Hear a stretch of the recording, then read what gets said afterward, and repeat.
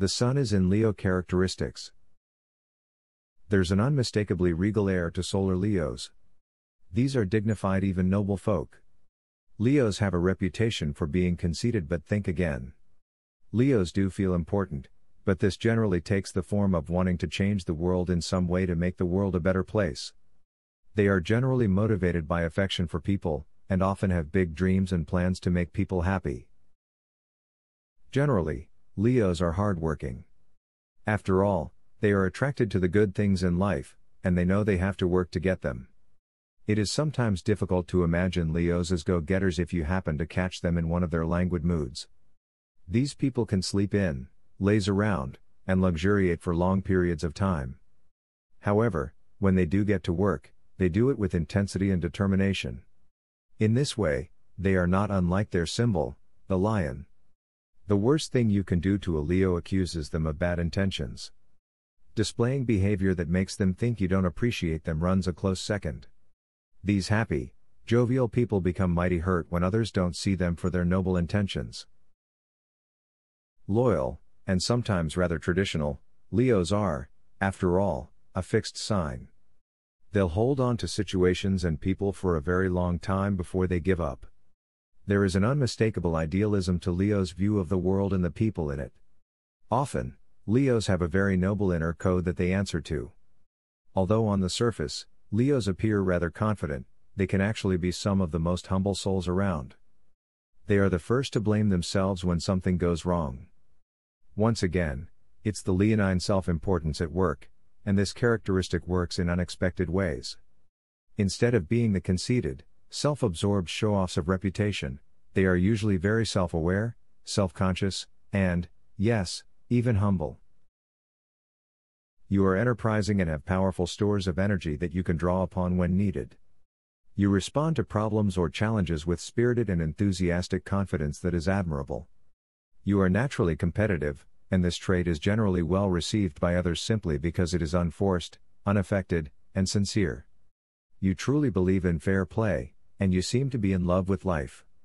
When you are expressing competitiveness and courage, it's easy for others to smile and accept these traits as positive ones rather than being rubbed the wrong way. You have good physical vitality. Although competitive, you are not naturally combative. You may enjoy sports or games that are competitive, but not violent. Breaking the rules of a competitive game is particularly upsetting to you. You are more able than most to control your desires, aggressions, and instincts. You know how to be fair, and you expect others to be fair. As such, sneaky behaviors, uncontrolled impulses, violence, and rage are offensive to you.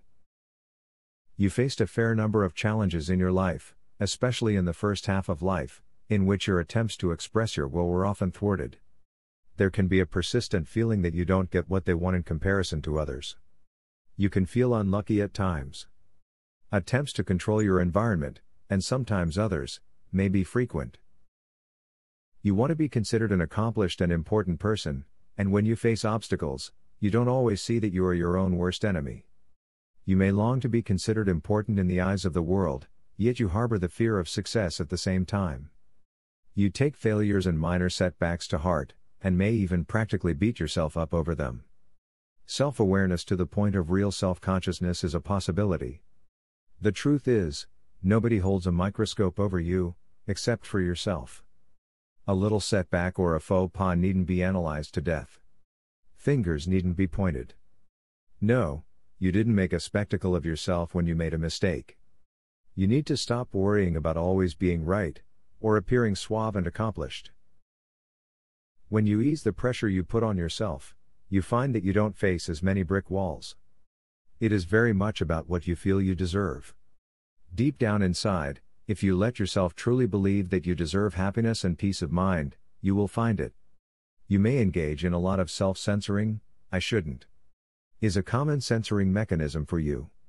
When you express egotism of any form, some part of you feels guilty.